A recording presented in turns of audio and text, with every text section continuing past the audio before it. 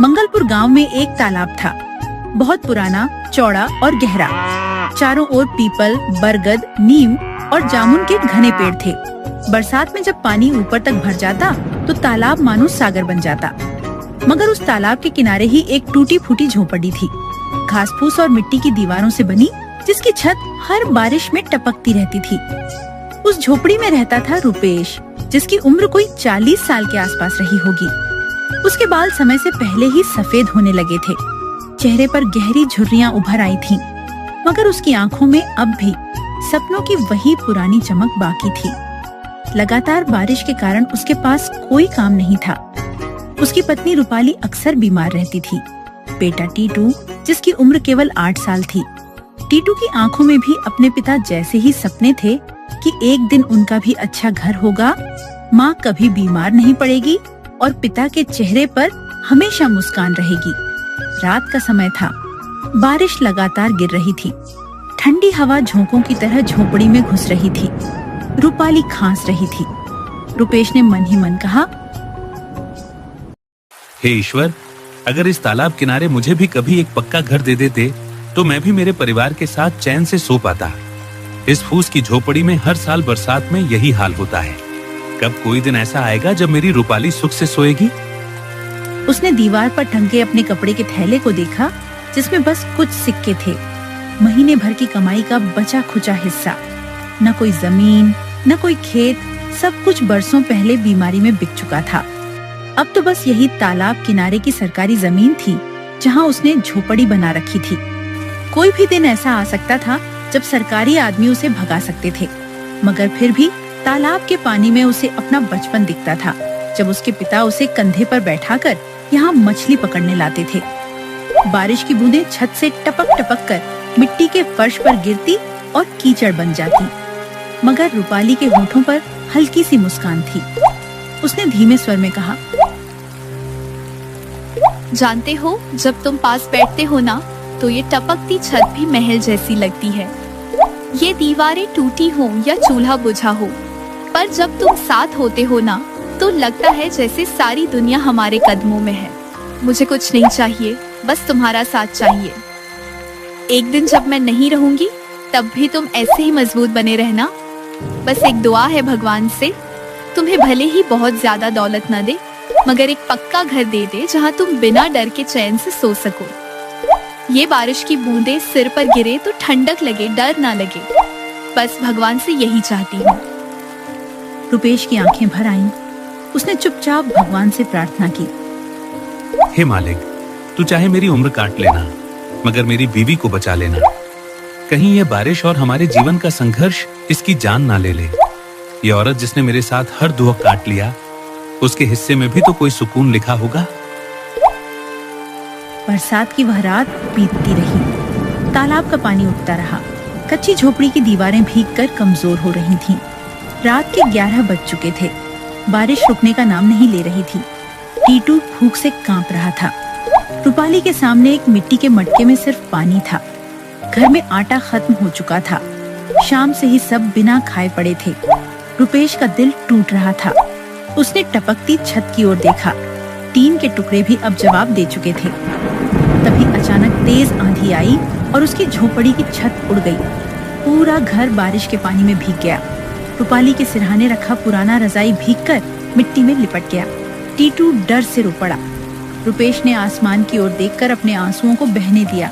वह बोला, हे ईश्वर, क्या गरीब के जीवन में सिर्फ दर्द और तकलीफ ही लिखी है?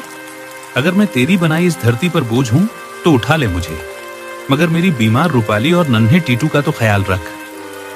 बारिश की बूंदें उसकी झुर्रियों से लुढ़कती रहीं। रात के उस अंधेरे में वह भीगती रूपाली को संभालते हुए बोला, रूपाली सुनो, चलो किसी के घर चलकर मदद मांगते हैं। शायद कोई हमें अपने आंगन का कोना दे दे जहां यह रात कट जाए। कम से कम तुम्हें इस ठंडे पानी की बूंदों से तो राहत मिलेगी। मुझे नहीं चाहिए कोई छत, मगर तुम्हें इस हालत में नहीं देख सकता। अगर कोई इंसानियत दिखा दे, कोई अपनी ओसारी बरामदे का कोना ही दे दे, तो मैं चैन की सांस लूंगा। चलो रूपाली, किसी से हाथ जोड़ते हैं। ये रात बहुत लंबी है आज। रुपेश रूपाली को सहारा देकर बगल वाले पक्के घर में ले गया। वहाँ का मालिक मुसद्दी लाल था, जो गांव का बनिया था। रुपेश ने कांपती आवाज में कहा, मुसद्दी लाल भैया, मेरी झोपड़ी की छत उड़ गई है। बीवी बुखार में तप रही है, बारिश थमने का नाम नहीं ले रही। भैया बस एक रात के लिए जगह दे दो, कल सुबह होते ही चुपचाप निकल जाऊंगा। न तुम्हारे घर का खाना खाऊंगा, न चूल्हा जलाऊंगा। बस बीवी के लिए उसकी सांसें थम जाएं, इससे पहले कहीं सूखी जगह मिल जाए। देख रुपेश, तेरी हालत पर तरस तो आता है, मगर मेरे घर में जगह नहीं है। तू जानता है, मेरा उठना बैठना अब गांव के बड़े लोगों के साथ है। अगर किसी ने देख लिया कि मैंने एक गरीब को अपने घर में जगह दी, तो लोग बातें बनाएंगे, कहेंगे मुसद्दी लाल भी अब गरीबों की संगत करने लगा। मेरी इज्जत धूल में मिल जाएगी। और वैसे भी यह बारिश ज्यादा देर की नहीं है। बाहर छप्पर के नीचे बैठ जा, बरसात रुक जाएगी तो अपने घर लौट जाना। तू समझदार है रुपेश, दुनिया में इज्जत ही सबसे बड़ी चीज है। अब ज्यादा बात मत कर, मैं सोने जा रहा हूँ। रुपेश की आंखों में नमी थी। उसने रूपाली की ओर देखा, जो ठंड से कांप रही थी, मगर उसने कुछ नहीं कहा। चुपचाप वापस मुड़ गया। रात भर तीनों भीगते रहे। सुबह जैसे ही हल्की धूप निकली, रुपेश झोपड़ी के बिखरे टुकड़े समेटने लगा। उसे कोई मजदूर नहीं मिला। भूखा था, कमजोर था, मगर दोपहर होते होते उसने टूटे टीन और घास के गुच्छे जोड़ जोड़कर छत पर डाल दी। छत अब भी टपक रही थी, मगर उसने कहा, रूपाली देख, ये छत बहुत अच्छी तो नहीं है, ना ही इसकी दीवारें मजबूत हैं। हर तरफ से पानी टपक रहा है, कीचड़ भरा है, मगर फिर भी सड़क पर तुझे लेकर नहीं रह सकता। यह टूटी फूटी झोपड़ी ही सही, मगर है तो अपना घर। यहाँ कम से कम कोई हमें यूं धक्के मारकर भगाएगा तो नहीं। मुझे पता है तुझे ठंड लग रही है, तेरा बदन तप रहा है, पर क्या करूं रूपाली, जब किस्मत ही रूठ जाए तो इंसान की हिम्मत भी जवाब देने लगती है। लेकिन देख, ये झोपड़ी भले टूटी है, पर इसके अंदर तेरा ये अपना आदमी है। तुझे टूटने नहीं दूंगा। जब तक इस शरीर में सांस है, तुझे यूं खुले आसमान के नीचे नहीं सोने दूंगा। ये झोपड़ी टूटी है, पर मेरा भरोसा अभी टूटा नहीं है। रूपाली ने नम आंखों से उसकी ओर देखा और कहा, जानते हो, दुनिया कहती है कि महल में रहना सबसे बड़ा सुख है। सुनहरी दीवारें, ऊंची छतें, मुलायम बिस्तर। मगर मेरे लिए अगर उन महलों में तुम नहीं होगे ना, तो वो महल भी मुझे सूना लगेगा। और ये टूटी फूटी झोपड़ी, जहाँ हर तरफ से पानी टपक रहा है, मिट्टी की सौंधी खुशबू भी अब कीचड़ सी लगने लगी है। फिर भी जब तुम मेरे पास बैठते हो ना, तो ये झोपड़ी भी स्वर्ग जैसी लगती है। सच कहूँ, मेरे लिए दुनिया की सबसे बड़ी दौलत तुम हो। अगर तुम हो तो सब कुछ है, और अगर तुम ना हो तो उस महल का क्या जिसमें मैं अकेली रहूं। इसीलिए जब तक सांस है, बस यही दुआ है, ईश्वर मुझे चाहे जहां भी रखे, मगर तुम्हारे साथ रखे। क्योंकि तुम हो तो सब है, वरना ये जिंदगी भी अधूरी है। सुबह का समय था। झोपड़ी के बाहर कीचड़ ही कीचड़ था। रुपेश टूटी छत से टपकते पानी को देख रहा था। रूपाली खांसते खांसते कमजोर हो गई थी। तभी अचानक बाहर से आवाज आई, रुपेश, ओ रुपेश, बाहर निकल, कहाँ छिप के बैठा है, बाहर आ निकम्मे। रुपेश का दिल धक से रह गया। उसने देखा गांव का साहूकार आत्माराम खड़ा था। उसके साथ उसका नौकर मलखान भी था। आत्माराम मोटा, लाल मुंह वाला आदमी था। हमेशा बड़ी बड़ी मूंछों पर ताव देता और उसकी आंखों में गरीबों के लिए घमंड झलकता था। रुपेश झोपड़ी से बाहर निकला। नमस्ते भैया, आइए। आत्माराम ने उसकी झोपड़ी को ऊपर से नीचे तक देखा और नाक सिकोड़ते हुए कहा, रुपेश, सच कहूं तो मुझसे अब तेरे घर की यह गरीबी की गंध भी सहन नहीं होती। कहां से आती है यह सड़ी मिट्टी की बदबू? तुम लोग कैसे जी लेते हो ऐसी जगहों पर? खैर, मैं यहाँ तेरी हालत देखने नहीं आया। सुन, मैं पैसे लेने आया हूँ। याद है ना, 2 महीने हो गए तेरी बीवी के इलाज के लिए जो पैसे दिए थे। कहाँ था? 15 दिन में लौटा देगा। अब तो पूरे 2 महीने बीत गए। सोचा था तुझ पर तरस खा लूं, मगर लगता है तरस भी बेकार गया। अब बता, कब लौटाएगा मेरा पैसा? या फिर तेरी यह झोपड़ी भी नीलाम कर दूं? वैसे भी किसी काम की तो है नहीं। मगर कम से कम मेरे पुराने गोदाम के लिए टिन और बांस ही काम आ जाएंगे। भैया देखो, मेरे पास अभी कोई काम नहीं है। गांव में रोजी का भी बहुत संकट है और मेरी तबीयत भी कई दिनों से ठीक नहीं चल रही। जिस्म में जान नहीं बची, बुखार उतरता ही नहीं, पैर कांपते हैं, कमर भी सीधी नहीं होती अब। भैया आप तो बड़े आदमी हो, आपको क्या बताऊं। रोज सुबह सोचता हूं कि कहीं से काम मिल जाए, कोई हाथ पकड़ ले, मगर गरीब का हाथ कौन थामता है। बस 2-4 दिन का वक्त और दे दो, किसी तरह काम ढूंढ लूंगा। कुछ मजदूरी मिल गई तो पहले तुम्हारा कर्ज ही चुकाऊंगा। भैया गरीब की सांस तो आप जैसे लोगों के ही भरोसे चलती है। बस थोड़ा वक्त और दे दो, फिर चाहे मेरी जान भी ले लेना। 4 दिन और? गरीब आदमी की जुबान का कोई भरोसा नहीं। सुन, 2 दिन का टाइम देता हूं। अगर परसों तक पैसा नहीं दिया तो मैं यह झोपड़ी तोड़वा दूंगा। सरकारी जमीन पर कब्जा कर रखा है, यह भी बता दूंगा पटवारी को। फिर देखना कैसे सड़क पर सोता है तू अपनी बीमार बीवी और बच्चे के साथ।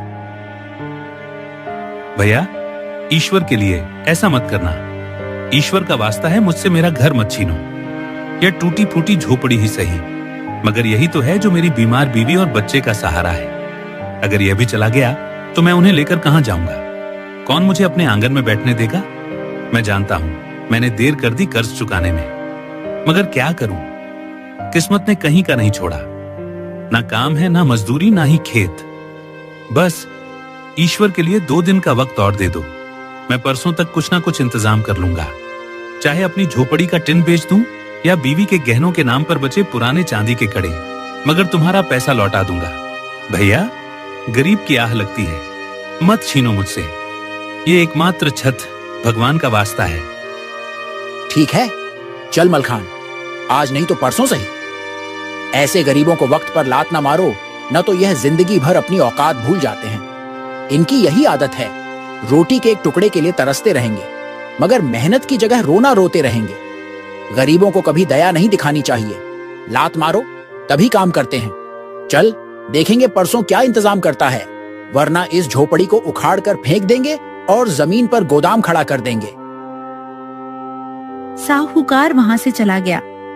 रुपेश वहीं गीली मिट्टी में बैठ गया। उसकी आंखों से आंसू बहने लगे। टीटू दौड़कर उसके पास आया और बोला, पिताजी आप चिंता मत करो, मैं कोई काम कर लूंगा। मुझे स्कूल जाने की जरूरत नहीं। मैं खेतों में काम कर लूंगा या फिर साहूकार के गोदाम में बोरी ढो दूंगा। हम दोनों मिलकर पैसा चुका देंगे। मैं रोज सुबह से शाम तक काम करूंगा। बस आप दुखी मत होइए बाबा, मैं बड़ा हो गया हूँ ना, अब मैं भी आपका सहारा बनूंगा। भले ही मेरे हाथ छोटे हैं, मगर मेहनत करने के लिए बड़े हैं। मैं सब कर लूंगा। सिर्फ आप रोइए मत बाबा, मुझे बहुत दर्द होता है जब आपको ऐसे देखता हूँ। रुपेश की आंखों से आंसू टपकते हुए मिट्टी में मिल गए। बेटा किस्मत भी हमें देख के हंसती होगी। भगवान ने गरीबी दी, बीमारी दी, अब बेघर भी कर देगा, मगर मैं हारूंगा नहीं। तेरी माँ का इलाज कराऊंगा, तुझे एक अच्छा जीवन दूंगा, चाहे अपनी जान ही क्यों ना देनी पड़े। रूपाली झोपड़ी के भीतर से सुन रही थी। उसकी भीगी आंखों से एक ही दुआ निकली। आकाश ढल रहा था, पूरा गांव सुनहरी रोशनी में नहाया हुआ था, मगर रुपेश की झोपड़ी में सिर्फ अंधेरा था। रूपाली खांसते खांसते सो गई थी। टीटू भी बिना खाना खाए उसकी गोद में सिर रखकर लेट गया था। रुपेश बाहर मिट्टी पर बैठा था, सिर झुका हुआ था, पीठ झुकी हुई थी और हौसला टूट चुका था। हे ईश्वर, अब मुझसे नहीं होगा। साहूकार परसों घर तोड़ देगा। घर क्या, या टूटे टिन के टुकड़े और घास फूस की दीवारें भी छीन जाएंगी। रूपाली को लेकर कहां जाऊंगा? उसकी खांसी हर रोज बढ़ती जा रही है। अगर छत भी ना रही तो वो खुले आसमान के नीचे दम तोड़ देगी। टीटू को कैसे पालूंगा? वो तो अभी बच्चा है, उसने तो जिंदगी देखी ही नहीं। उसका क्या होगा? ईश्वर, अब मुझ में कोई ताकत नहीं बची, ना तन में ना मन में। हर रास्ता बंद कर दिया तूने, अब और नहीं सह सकता। हे ईश्वर, अगर तू सुनता है ना तो बस अब मौत दे दे, मुझे मौत दे दे, इससे पहले कि तेरी दी हुई ये जिंदगी मेरे सामने मेरी बीवी और बच्चे की लाशें रख दे। बस मौत दे दे। वह धीरे धीरे बुदबुदाया, तभी दरवाजे पर दस्तक हुई। रुपेश ने चौंक कर सिर उठाया। रात का अंधेरा उतर चुका था। टूटी झोपड़ी के बाहर कोई खड़ा था। उसने बाहर जाकर देखा। अंधेरे में भी चेहरा पहचान गया। सामने उसका बचपन का दोस्त आकाश खड़ा था। वही आकाश जो बचपन में उसके साथ तालाब में नहाता था, आम के पेड़ पर चढ़ता था और जिसे उसने कभी अपने घर की रोटी खिलाई थी। आंखों में वही अपनापन था, वही गर्मजोशी। रुपेश कांपती आवाज में बोला, आकाश, तू यहाँ इतने साल बाद? आकाश ने उसकी झोपड़ी में कदम रखा।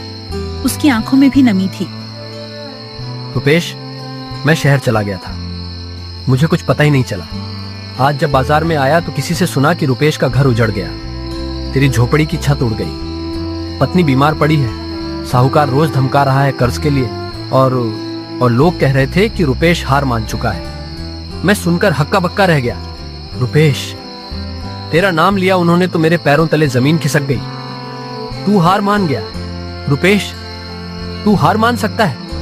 तू जिसने कभी मेरे लिए अपनी पत्नी के गहने तक गिरवी रख दिए थे, तू जिसने खुद भूखा रहकर मुझे खिलाया था, तू जिसने मेरे दर्द को अपना दर्द समझा था, क्या आज तू इतना टूट गया कि तेरी आंखों से लड़ने की आग ही बुझ गई? रुपेश, मुझे वो रुपेश चाहिए जो पूरी दुनिया से लड़ सकता था, जिसके सिर पर चाहे मिट्टी की छत हो या आसमान, मगर सीना हमेशा चौड़ा रहता था। बताओ रुपेश, क्या तू वही है? रुपेश की आंखों में वह दिन घूम गया। कुछ साल पहले आकाश के पिता पर शहर में केस हो गया था। जमानत के लिए पैसे नहीं थे। आकाश रोते हुए रुपेश के पास आया था। रुपेश ने बिना एक पल सोचे रूपाली के सोने के झुमके गिरवी रख दिए थे। आज वही आकाश खड़ा था। आकाश ने अपने झोले से एक थैली निकाली। रुपेश, इसमें 10,000 रुपए हैं। साहूकार का कर्जा चुकाना, रूपाली का इलाज कराना, ये तेरा हक है। ये तेरा उधार है जो तूने बरसों पहले मुझे दिया था। रुपेश, तूने मुझे अपने भाई से बढ़कर चाहा। आज मैं शहर में बड़ा कॉन्ट्रैक्टर हूँ। 100 लोग मेरी मजदूरी खाते हैं, मगर ये सब तेरे कारण है। अगर तूने वो झुमके गिरवी ना रखे होते तो मेरे पिता जेल चले जाते। मैंने तो बस इंसानियत समझकर किया था। उस दिन तू बहुत मुश्किल में था। मैंने रूपाली के गहने गिरवी रख दिए थे क्योंकि मुझे लगा अगर उस वक्त तेरी मदद नहीं की तो इंसान कहलाने का हक ही खो दूंगा। मैंने तो कभी यह नहीं सोचा था कि तू लौट आएगा भी या नहीं। मैंने तो बस अपना फर्ज निभाया था भाई। मगर आज तूने तो मेरी लाज ही रख ली। मेरी टूटी दुनिया को फिर से जोड़ने आ गया तू। ईश्वर तुझसे खुश रहेगा भाई। रुपेश, दोस्ती में हिसाब नहीं होता। वो तो सौदा होता है जहां हिसाब किताब देखा जाए, मगर दोस्ती वो तो दिल से निभाई जाती है। तूने मेरे लिए अपनी बीवी के गहने गिरवी रख दिए थे। आज अगर मैं तेरे लिए अपना सब कुछ भी दे दूं तो भी कम होगा। अब यह घर मैं फिर से बनवाऊंगा। तेरी ये झोपड़ी नहीं रहेगी, मैं इसे पक्का घर बना दूंगा। ईंट, पत्थर, छत, दरवाजे, खिड़कियां, सब कुछ होगा तेरे इस घर में। रूपाली भाभी को अब कभी टपकती छत के नीचे सोना नहीं पड़ेगा। टीटू को अब सर्दी में सिकुड़कर सोने की जरूरत नहीं रहेगी। रुपेश, तूने कभी हार नहीं मानी थी, अब भी मत मान। ईश्वर गरीब का इम्तिहान जरूर लेता है, मगर आखिर में उसे कभी अकेला नहीं छोड़ता। ये तू भूल मत जाना। रुपेश की आंखें भर आईं।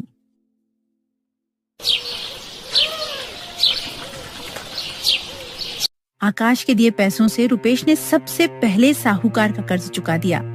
साहूकार पैसों को उलट पुलट कर देखता रहा। रुपेश के कांपते हाथों से रुपये लेते हुए उसकी बेरुखी भरी आवाज थी, अब तेरा कर्जा खत्म। लेकिन सुन, एक बात हमेशा याद रखना, गरीब आदमी चाहे जितना भी जोर लगा ले, चाहे दिन रात खून पसीना एक कर ले, मगर अमीर कभी नहीं बन सकता, क्योंकि इसकी किस्मत में ही लिखा होता है। जितना भी कमा ले, आखिर में दौलत अमीर के ही पास आएगी। तू भी यही सोचता होगा ना कि कर्जा चुकाकर चैन की नींद सोएगा, पर याद रख, तेरी किस्मत में चैन लिखा ही नहीं।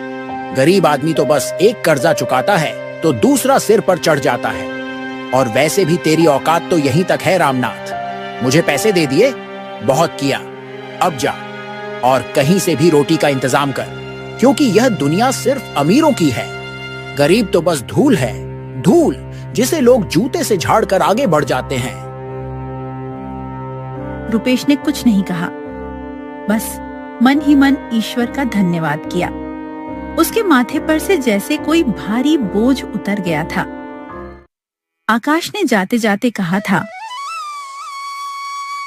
रुपेश, जब तक नया घर बनता है मैं तुझे अपने ठेके के काम पर लगा दूंगा। पास के गांव में मेरी सड़क बन रही है, वहां मजदूरों की जरूरत है। सच भाई, मजदूरी मिल जाएगी। हाँ भाई, कमाई कम है मगर 2 वक्त की रोटी के लिए काफी है। और तू चिंता मत कर, मैं तेरे लिए किसी अच्छे से काम का इंतजाम भी करूंगा। लेकिन अभी के लिए तू वहां मजदूरी कर सकता है। रुपेश की आंखों में उम्मीद की किरण चमकी। अगले दिन से रुपेश रोज भोर में उठकर पास के गांव जाता। गर्मी में पसीने से तरबतर, कभी बारिश में भीगता, मगर दिल में संतोष था। घर में अब भी वही टूटी झोपड़ी थी, टपकती छत थी, भीगा चूल्हा था, मगर उनके दिलों में अब संतोष था। आकाश हर हफ्ते हालचाल लेने आता और कहता, रुपेश, बस कुछ दिन और, फिर तेरा पक्का घर खड़ा होगा। मैं बस पैसों का इंतजाम कर रहा हूँ। कुछ महीनों बाद गांव में सरकारी अफसरों की गाड़ी आई। गांव के प्रधान ने सबको बुलाया और घोषणा की। सरकार ने फैसला किया है कि तालाब के किनारे जो इतनी बड़ी जमीन बंजर पड़ी थी, न जिसका अब तक कोई उपयोग नहीं हो रहा था, वह अब गांव के गरीबों को दी जाएगी ताकि वह अपना पक्का घर बना सके। अब किसी को भी बारिश में भीगने की जरूरत नहीं पड़ेगी, न ठंडी रातों में कांपना पड़ेगा। हर गरीब को जिसके पास रहने को छत नहीं, उस जमीन पर घर मिलेगा। इस बार पंचायत में जो सूची बनी है उसमें तुम्हारा भी नाम है। हाँ रुपेश, अब तेरी झोपड़ी नहीं, तेरा पक्का घर बनेगा वहां, ईंट का घर, जिसकी छत मजबूत होगी, जिसमें तेरा चूल्हा भी जलेगा और तेरी बीवी को भी चैन की नींद आएगी। सरकार चाहती है कि कोई भी इंसान बेघर ना रहे, तो सब लोग तैयारी करो, अब तुम्हारे अच्छे दिन आने वाले हैं। रुपेश की आंखों से आंसू बह निकले। हे ईश्वर, तू कितना दयालु है। सच में मैं तो सोच भी नहीं सकता था कि मेरे जैसे गरीब इंसान पर भी तेरी ऐसी कृपा होगी। तेरे दर से कभी खाली हाथ नहीं लौटाया किसी को, और आज तूने मुझे भी सुना। अब मुझे और क्या चाहिए? मेरी बीवी को एक पक्का घर मिल जाएगा। मेरा बेटा भी अब ठंडी जमीन पर सिकुड़कर नहीं सोएगा। उसकी पढ़ाई भी होगी, उसका भविष्य भी बनेगा। हे मालिक, तेरी इस नेमत के आगे तो सारी दुनिया की दौलत भी छोटी लगती है।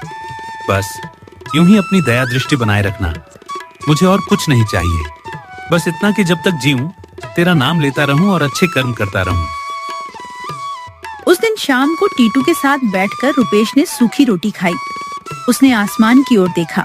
आकाश ढल रहा था, ठंडी हवा चल रही थी। पास ही रूपाली खांसते हुए भी मुस्कुरा रही थी। रुपेश के होठों से बस यही निकला, कितना भी कम दे मगर सुकून दे दे।